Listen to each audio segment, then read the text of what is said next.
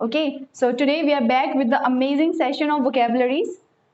Today we have brought some awesome vocabularies that are very useful. Post level की कुछ vocabularies हैं जो कि अगर आप ध्यान से पढ़ेंगे, रिवाइज करेंगे, that is gonna really help you. Okay, let's start with well means बहुत अच्छा, कोई भी चीज जो कि बहुत अच्छी हो. इससे रिलेटेड कुछ vocabularies हैं जैसे कि well wisher.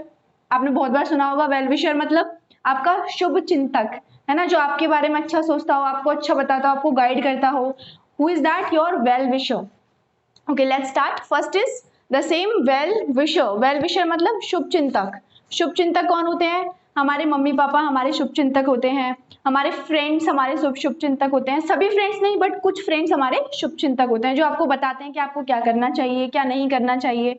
ठीक है ना, आपके लिए क्या सही है, क्या नहीं है. इंग्लिश कॉफी के टीचर्स कौन है आपके लिए? शुभ चिंतक. सो दे आर शुभ चिंतक को मीन क्या बोलते हैं हम लोग? Well wisher. क्या बोलते हैं? Well wisher. Next is well tried.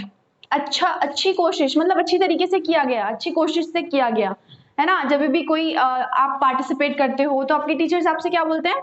Well tried. Well tried. Well tried मतलब अच्छी कोशिश करना. ठीक है. Next is well balanced. Well balanced मतलब अच्छे से संतुलित किया गया. वो चीज, कोई भी वो चीज जो अच्छे से संतुलित हो, वेल बैलेंस्ड हो. वेल बैलेंस्ड मतलब ग्रेविटेशनल फोर्स से हमारी पृथ्वी क्या है? चारों तरफ ग्रेविटेशनल फोर्स है, हमारी पृथ्वी गिरती क्यों नहीं है? वो बैलेंस क्यों है? Just because of Prithvi, earth is well balanced. अच्छी तरीके से जो ग्रेविटेशनल फोर्सेज हैं कुछ, है ना, जो यूनिवर्स के फोर्सेज हैं, उन फोर्सेज के थ्रू जो हमारी पृथ्वी है वो अच्छे से बैलेंस है, वो बैलेंस है. तो हम क्या बोलेंगे? वो अच्छी तरीके से बैलेंस है, मतलब earth is well balanced. Okay, हमें अपने माइंड को क्या रखना है? अच्छी तरीके से वेल बैलेंस्ड रखना है, अच्छी तरीके से बैलेंस रखना है. नेक्स्ट इज वेल बैलेंस्ड मतलब अच्छी तरीके से संतुलित किया गया, अच्छी तरीके से बैलेंस किया गया. Next is well read. Well read मतलब अच्छा पढ़ा लिखा. ठीक है. हमारे आसपास हमारे कुछ टीचर्स होते हैं, वो क्या होते हैं? वेल रेड होते हैं. उन्हें अच्छी समझ होती है एजुकेशन की, है ना, सब्जेक्ट्स की. तो what they are well read. Okay. Next is well known. Well known आपने बहुत बार सुना होगा. हम लोग बोलते हैं अरे इंग्लिश कॉफी क्या है? इंग्लिश कॉफी क्या है? English coffee is well known. English coffee is well known. जाना माना या फिर बहुत प्रसिद्ध. जाना माना या फिर बहुत प्रसिद्ध. और कौन कौन है वेल नोन आपके हिसाब से? सलमान खान जाना माना है, बहुत प्रसिद्ध है, जाने माने हैं. He is well known. Modi ji, he is well known, जाने माने हैं, बहुत प्रसिद्ध हैं. That is called well known. हमें भी क्या होना है आगे चल के? जाना माना, बहुत प्रसिद्ध होना है. We have to be well known. Okay. वो चीज या फिर वो व्यक्ति जो बहुत ज्यादा जाना माना हो, जिसको जो बहुत प्रसिद्ध हो. ठीक है. Next is well informed. Well informed मतलब अच्छे से ज्ञान होना या फिर अच्छे से ज्ञान हो. Well informed. ठीक है. आप जब तक कोई काम नहीं कर सकते हो तब तक आप उसके बारे में क्या नहीं हो? वेल इन्फॉर्म्ड नहीं हो, है ना. अगर आपकी मम्मी ने आपसे बोला कि जाओ चीनी लेकर आओ, लेकिन आपको ये नहीं पता है कि कितनी लेकर आनी है, कहाँ से लेकर आनी है, तो आप ला पाओगे? नहीं ला पाओगे. क्यों? क्योंकि आप उस चीज के बारे में वेल इन्फॉर्म्ड नहीं हो. आपको उस चीज के बारे में अच्छे से ज्ञान नहीं है, उस चीज के बारे में अच्छे से पता नहीं है. हम लोग इंग्लिश क्यों नहीं बोल पाते हैं?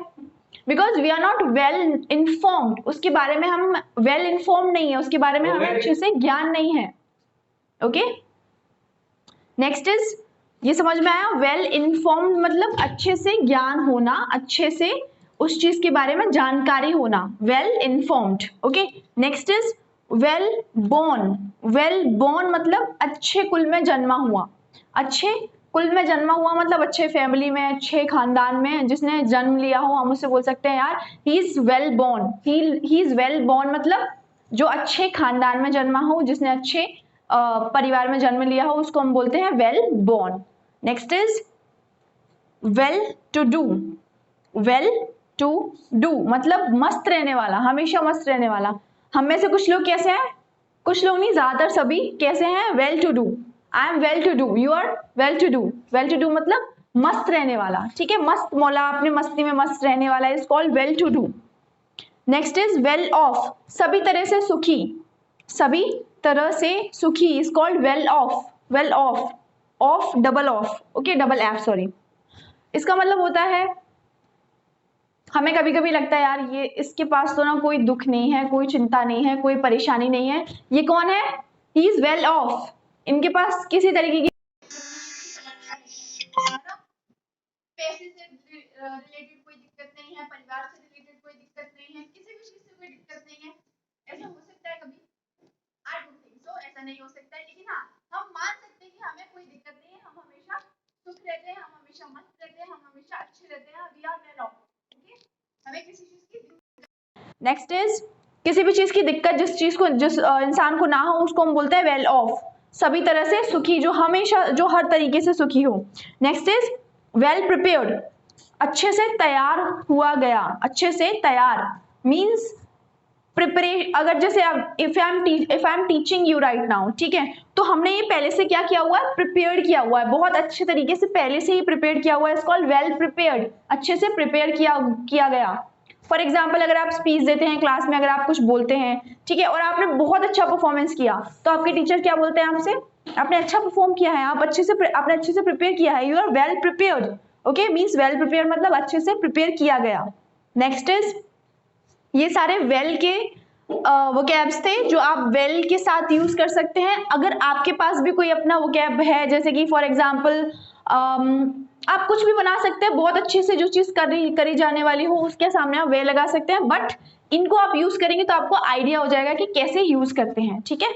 Next we will study the same now. Over, over means जरूरत से ज्यादा, कोई भी चीज आपको पता ही है, जरूरत से ज्यादा हम लोग बोलते हैं ना, ज्यादा ओवर मत करो, ज्यादा ओवर मत करो मीन्स जरूरत से ज्यादा मत करो, ज्यादा ओवर मत भरो, जरूरत से ज्यादा मत भरो, ओवर फिल्ड मतलब जरूरत से ज्यादा भरा गया। ओके, सो दैट इज, हमारे पास कुछ इनके भी सेंटेंसेस हैं, कुछ इनके भी वोकैब्स हैं, let's go through them. First is over performed. Over perform मतलब बहुत ज्यादा ही परफॉर्म कर दिया गया, मीन्स बहुत ज्यादा ही करना। कोई भी, कभी कभी कुछ स्टूडेंट्स होते हैं, उनसे बोला एक गाना गाओ, अब वो एक गाने के बाद फिर दूसरा भी, फिर तीसरा भी, फिर चौथा भी, फिर पांचवा भी, तो उन्होंने क्या किया, उन्होंने ओवर परफॉर्म किया। ओवर परफॉर्म मतलब जरूरत से ज्यादा परफॉर्म करना, है ना, that is called over perform. English में आप जरूरत से ज्यादा परफॉर्म करिए, you should over perform in speaking English. Okay, next is, जरूरत से ज्यादा परफॉर्म करना इज ओवर परफॉर्म्ड। जरूरत से ज्यादा खाना इज ओवर ईट, जरूरत से ज्यादा खाना इज ओवर ईट। जरूरत से ज्यादा नॉलेज, होशियार होना is over wise. Over wise मतलब होशियार, समझदार। ओवर वाइज मतलब जरूरत से ज्यादा समझदार होना, जरूरत से ज्यादा होशियार होना। Next is over confident. Confident मतलब आत्मविश्वास, जरूरत से ज्यादा आत्मविश्वास होना इज कॉल्ड ओवर कॉन्फिडेंट। हम लोग बोलते हुए ना बहुत बार, ओवर कॉन्फिडेंट मत बनो, दैट इज कॉल्ड जरूरत से ज्यादा कॉन्फिडेंट मत रखो। ओवर कॉन्फिडेंट मतलब जरूरत से ज्यादा आत्मविश्वास। नेक्स्ट इज ओवर कुक्ड, जरूरत से ज्यादा पका गया। कभी कभी चावल नीचे से चिपक जाते हैं, वो क्या हो जाते हैं, ओवर कुक्ड हो जाते हैं, मतलब ज्यादा पक जाते हैं, जरूरत से ज्यादा पक जाते हैं। कभी कभी सब्जी जल जाती है तो मम्मी क्या बोलते हैं, ज्यादा पका दिया है आपने, मतलब जरूरत से ज्यादा कुक हो गई है, वो ओवर कुक्ड हो गई है ना, that is over cooked. Next is over crowd. Over crowd मतलब जरूरत से ज्यादा भीड़ होना, जरूरत से ज्यादा भीड़ होना। आप मार्केट जाते हैं कभी कभी, कोविड के बाद में अगर आप मार्केट जाएंगे घूमने के लिए, तो वहां पे क्या है, जरूरत से ज्यादा ही भीड़ है। पिछली बार जब वेडिंग्स वगैरह होती थी, जब क्योंकि सब लोग घर के अंदर थे, फिर सब अचानक से घर के बाहर निकले तो क्या हुआ, ओवर क्राउड, मतलब जरूरत से ज्यादा भीड़ हो गई। जरूरत से ज्यादा भीड़ होना is called over crowd. Next is over work. Over work मतलब जरूरत से ज्यादा काम होना, जरूरत से ज्यादा काम होना, overwork. Next is over knowledge मतलब जरूरत से ज्यादा नॉलेज होना, जरूरत से ज्यादा ज्ञान होना, ओवर नॉलेज। ओके, चलिए let's move ahead. This is overcome, ये थोड़ा सा अलग है इससे, ओवरकम थोड़ा सा अलग है। जरूरत से ज्यादा मतलब यहाँ पे बहुत सारे हैं, बट ये एक पूरे तरीके से यूज किया जाता है, दैट वी यूज होलसम मतलब पूरी तरीके से यूज किया जाता है। हम लोग बोल सकते हैं ओवरकम मतलब परेशानी से निकलना, किसी भी परेशानी से निकलने को, किसी भी परेशानी से आगे बढ़ने को हम बोलते हैं ओवरकम। ओके, नेक्स्ट इज परेशानी से निकलना इज कॉल्ड ओवरकम।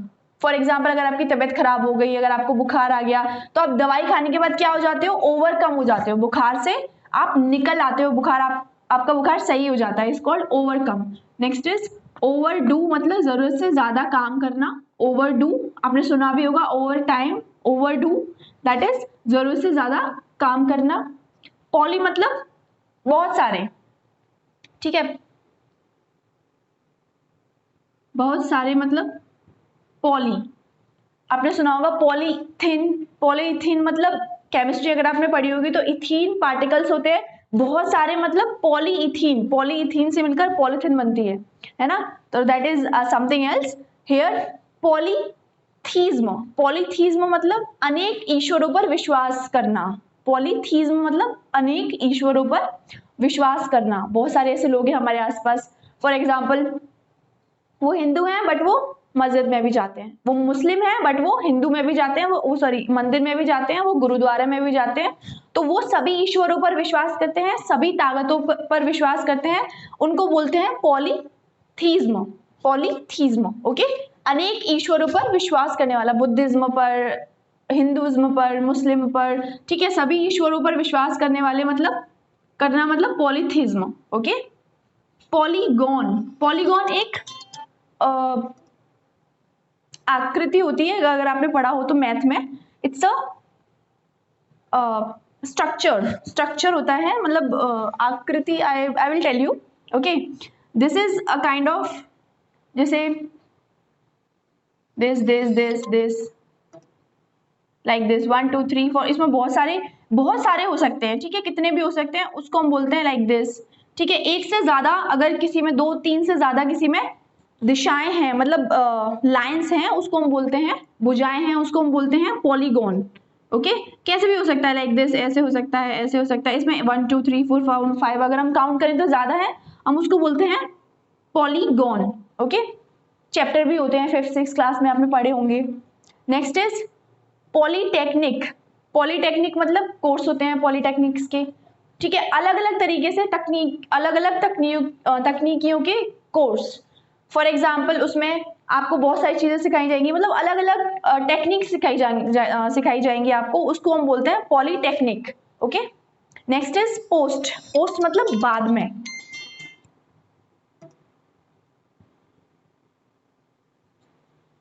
पोस्ट मतलब किसी भी चीज के बाद में, ठीक है। पोस्ट 12 PM मतलब 12 PM के बाद में, 12 बजे के बाद में। पोस्ट 1 PM मतलब 1 बजे के बाद में, हमारी क्लास कब हो रही है, 9:30 बजे के बाद में, पोस्ट 9:30। ओके, किसी भी चीज के बाद में। तो let's start.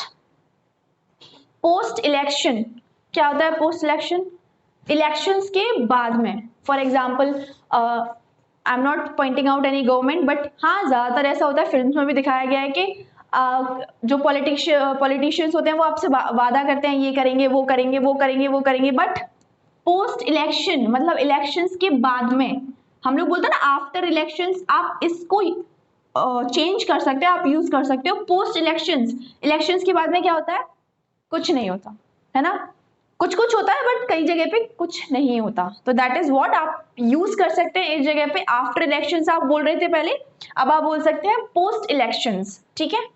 Next is post date, post date मतलब अगर आपको कोई तारीख दी गई है, आपको 10 तारीख को आना है आगरा, ठीक है, अब लेकिन आप आ रहे हैं 11 तारीख को, तो ये क्या हुआ पोस्ट डेट, ये पोस्ट डेटेड हो गया। आप पोस्ट डेट मतलब जो डेट आपको दी गई थी उसके बाद आ रहे हैं, ठीक है, कोई भी दिन जो आपको दिए गए दिन के बाद आएगा उसको हम क्या बोलेंगे, post date. Okay, next is post graduate, आपने सुना होगा बहुत पोस्ट ग्रेजुएट कोर्सेज होते हैं। अब ग्रेजुएशन क्या होती है, 12th के बाद जो आप पढ़ते हैं BBA BSc BA, ये क्या होती है, ग्रेजुएशन होती है। अब ग्रेजुएशन के बाद जो चीज होती है वो होती है पोस्ट ग्रेजुएशन, ग्रेजुएशन के बाद जो चीज होती है पोस्ट ग्रेजुएशन, ठीक है, मतलब आप पोस्ट ग्रेजुएशन के बाद में क्या करते हैं, that is post graduate. Okay, post war, war मतलब युद्ध, वॉर मतलब युद्ध, युद्ध के बाद,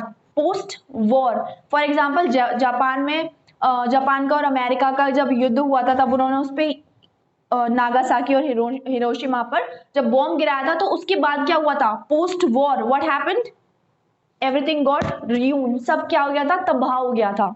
तो पोस्ट वॉर मतलब युद्ध के बाद, ठीक है, पोस्ट वॉर मतलब युद्ध के बाद, वॉर के बाद, ठीक है। Next is post natal, post natal मतलब जन्म के बाद, ठीक है। हम जन्म से पहले कैसे थे हमें नहीं पता, लेकिन हमें क्या पता है हमारे जन्म के बाद हम कैसे हैं हमें पता है, पोस्ट नेटल मतलब जन्म के बाद। नेक्स्ट इज, चलिए नेक्स्ट इज दिस, पोस्ट हमने फिनिश किया अभी। पोस्ट मतलब किसी भी चीज के बाद में, अब प्री मतलब किसी भी चीज के पहले, प्री मतलब किसी भी चीज के पहले। फॉर एग्जाम्पल अगर आप अपने समय से दिए गए डेट से पहले आ जाते हैं तो वो क्या हो जाता है, प्री डेटेड। ठीक है, इलेक्शंस के पहले तो वो प्री इलेक्शंस। ठीक है, ऐसे ही सेम प्री डेटेड मतलब आपकी दिए गए डेट के पहले, प्री डेटेड। मैंने अभी बताया था आपको कितने दिन किस तारीख को आना था, 10 तारीख को आना था आगरा, लेकिन आप आ गए 8 तारीख को, तो आप क्या कैसे आ गए, आप प्री डेटेड। आप किस डेट पर आए, यू केम प्री डेटेड मतलब पहले आ गए आप। ठीक है, प्री डेटेड मतलब दिए गए डेट से पहले। Next is pre historic. Pre historic मतलब ऐतिहासिक, बहुत ज्यादा इतिहास से भी पहले, प्री हिस्टोरिक। हिस्टोरिक हमारी हिस्ट्रीज के भी पहले, प्री हिस्टोरिक। ठीक है, हमारे इतिहास से पहले प्री हिस्टोरिक। क्या क्या हो सकता है प्री हिस्टोरिक, फॉर एग्जाम्पल अगर हम बात करें रामायण से पहले जो भी वक्त हुआ होगा वो क्या होगा, प्री हिस्टोरिक। ठीक है, प्री हिस्टोरिक टाइम आपने हिस्ट्री में पढ़ा होगा बहुत ज्यादा। Next is pre planned. Pre planned मतलब पहले से ही नियोजित किया गया, पहले से ही प्लान किया गया। प्री प्लान्ड हम लोग बोलते हैं हमें हमारे पास प्री प्लान होना चाहिए हमारी किसी भी चीज के लिए। प्री प्लान मतलब हमको पहले से प्रिपेयर होना चाहिए। ठीक है, उसको हम बोलते हैं pre plan. Okay, so once have a look on all these vocabularies and then write it down, revise one by one.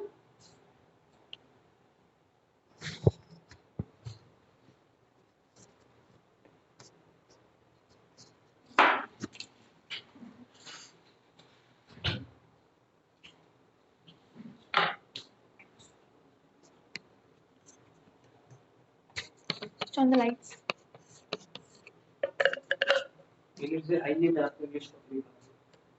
Okay.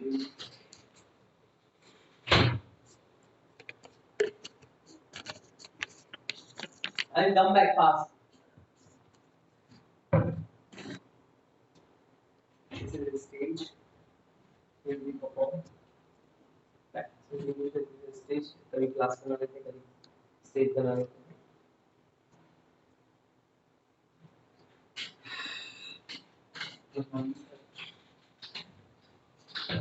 I hope everyone you all have done this. Now I want you to visit my English coffee with all of us. Okay, so let's go. Would you like to visit? Yes, you would like to visit. Come. As you know that this is our studio. Here we shoot sometime. It's a conference room as well. Here we held the meetings, interview rooms as well. Here we conduct the interviews as well. So now we'll go ahead, have a look on it. Beautiful.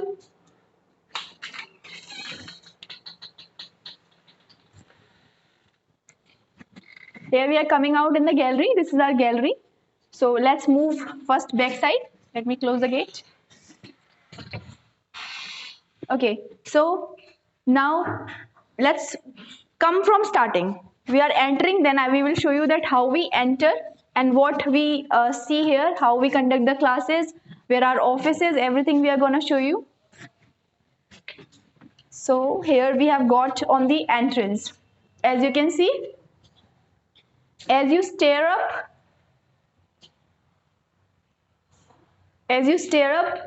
you have this beautiful entrance here. This is the beautiful place. You can sit here. You can sit on the couch when you come inside. You can read books. You can do whatever you want to do. Okay. So let's welcome in the English Coffee and Folks India. Here is a sitting space. You can sit here. You can read books. You can do whatever you want to do. You can discuss with your friends. Okay. Here there are some beautiful thoughts, development skills. When you look on them continuously, जब आप उन्हें देखते हैं आपके mind में वो सारी चीजें चलने लग जाती हैं and you become productive. Okay, here that is a reception. Right now it's turn off. इसमें आपको सारी चीजें बताई जाती हैं, सारी चीजें समझाई जाती हैं. Okay, here let's move ahead. Now let's go to the offices. This is HM, our hotel management. office means Wasim sir's office. Here we take inquiries, सारी चीजें. Here it's very beautiful. And now let's go to Avinash sir office. As you can see, so beautiful it is.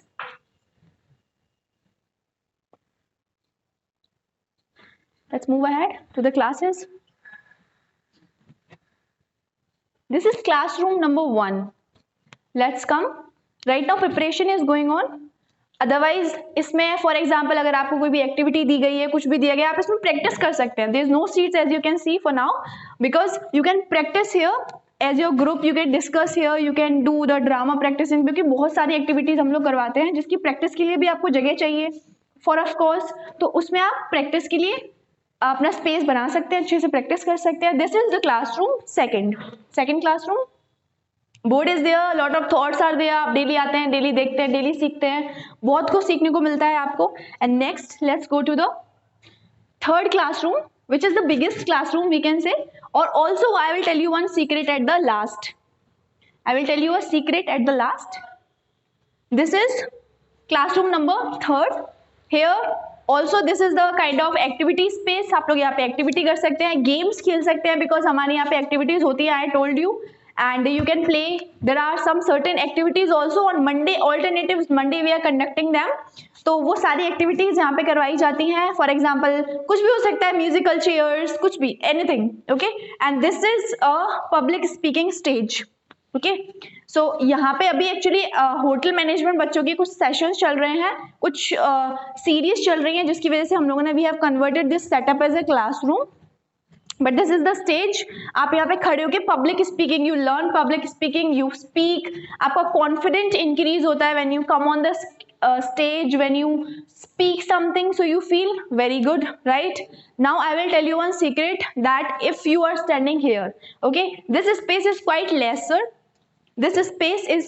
lesser, but you can feel that you are standing here because the camera is exactly on the same place where you stand up. So when you look from there here, you feel it's very small, but I will tell you that these all the walls can be opened and it can be make a hall till the reception. जो हमने first second third class अभी देखी है, ये तीनों जो walls हैं that can be open, ये खुल सकती है, and that will become a entire hall. Okay, तो you will get a totally feel of public speaking. आपको टोटल फील मिलेगा पब्लिक स्पीकिंग का. Okay,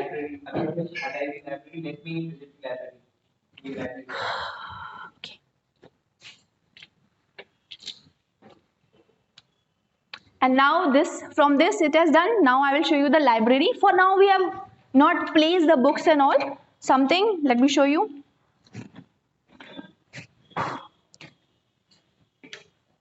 This is where our library is. हम लोग यहाँ पे लाइब्रेरी का सेटअप रखते हैं, but for now we have not kept it because lockdown है. Okay, we are not conducting official classes. But here you can, that is here एक table, यहाँ एक टेबल भी होती है जहाँ पे आप बैठ सकते हैं, ग्रुप डिस्कशंस कर सकते हैं, हमसे बात कर सकते हैं, 1-to-1 चैट कर सकते हैं अपने फ्रेंड से. ठीक है, इंटरव्यूज की तैयारी करवाते हैं हम लोग, ग्रुप डिस्कशंस होते हैं, एंड ऑल्सो कुछ एक्टिविटीज करवाई जाती हैं, for example talk show and many more activities. अगर मैं एक्टिविटीज बताने पर शुरू हूँ तो शायद शाम हो जाएगी. I will not be able to finish them because we conduct a lot of activities. Okay, so this is where our interview space, you can say, और group discussion space, you can say, you can call it library, whatever. And now let's go ahead.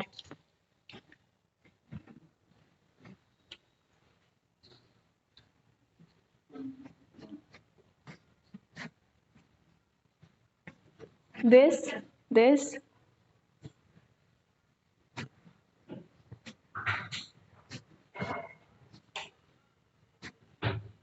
bye bye everyone, take care.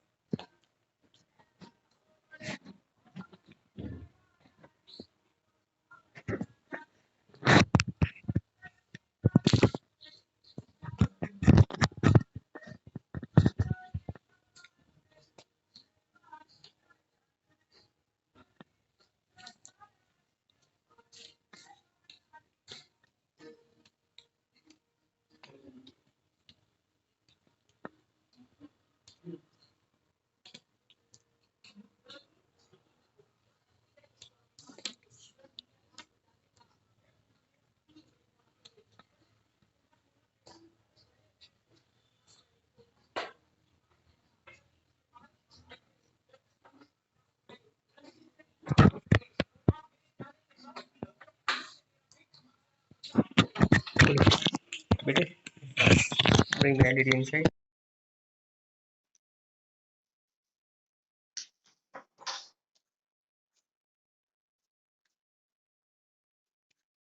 Switch off.